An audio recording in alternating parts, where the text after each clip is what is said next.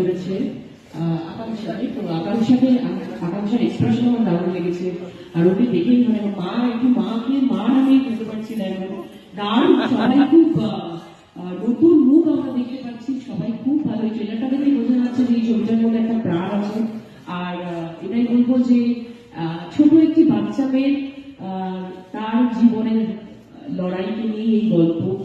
তো আমি সেটাই চাইবো, আবারও বলবো আপনারা সবাই যাবেন, সবাইকে বলবেন এই ধরনের ছবিগুলো আমার মনে হয় দর্শকদের দেখা উচিত। একটা অন্যরকম ইমোশন জড়িয়ে আছে এই ছবির সাথে।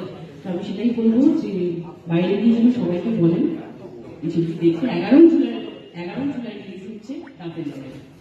মিথ্যের বই ভাবে সাধারণ দাঁতের লড়াই ছিল আছে দিব্যি রবে আমাদের দাঁতের লড়াই, দাঁতের লড়াই, আমাদের দাঁতের লড়াই।